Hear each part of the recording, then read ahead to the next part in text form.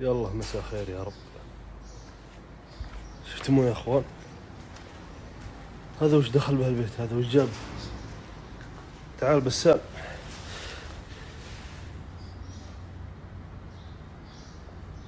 اطلع اطلع اطلع اطلع، الله يرضى لي عليك، اطلع اطلع، ما دخلت سندس يا غلمك، اطلع.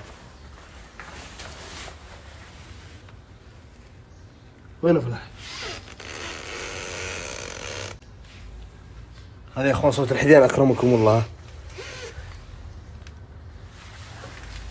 هذا وين شرد الحين؟ طبعا ليش قلت صوت الحديان يا اخوان؟ تبرير يعني مبدئيا كذا. وين شرد؟ والله ما طلع هنا ولا طلع هنا يا اخوان، اختفى يا اخوان. بسم الله الرحمن الرحيم، صلوا على النبي. السلام عليكم. السلام عليكم ورحمة الله وبركاته. يا مساء الخير، كيف حالكم يا اخوان؟ طيبين؟ بشرنا عنكم. اول شيء يا اخوان، ليش قاعد اكتب الخط هذا الصغير يا اخوان؟ السناب عندي ما ادري ايش، شوفوا ما عاد صار عندي الا خطين، يعني نوع من انواع الخطوط.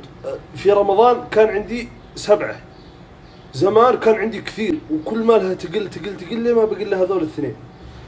ف ايش الطريقة وليش كذا؟ اللي عنده حل بالله يفيدنا يا اخوان. صلوا على النبي. السلام عليكم. طيب يا اخوان، قصة اليوم هذه الفقرة المحبوبة. الفقرة هي سكويا. دقيقة.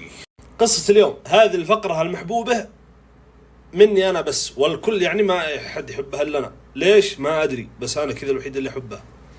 المهم، قصة اليوم يا أخوان أقول لكم، كان في أحد يعني العلماء زمان قالوا، يعني سألوه قالوا كيف صرت عالم وزي كذا. قال كنت مرة أرعى غنمي.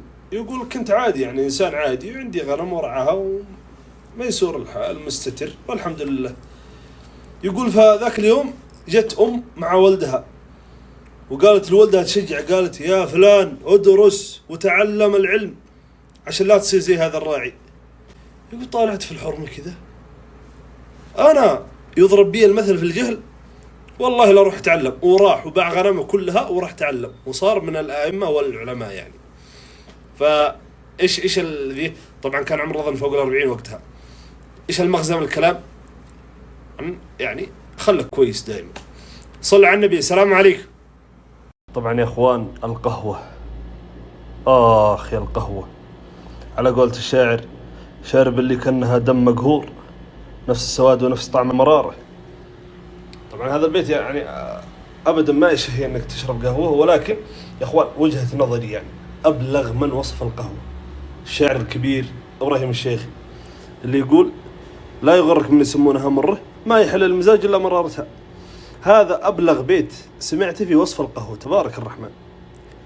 فهات يعني إذا تعرفون أبيات عن القهوة اكتبوها لنا، وجزاكم الله خير. طبعا القهوة في زماننا الحالي، لأن زمان يعني زمان مرة قبل مئات السنين كانت القهوة خمر. كانوا إذا قالوا قهوة معناته أنهم يقصدون بها الخمر، ما يقصدون بها القهوة هذه البن. فالله المستعان يعني. صلوا على النبي. السلام عليكم.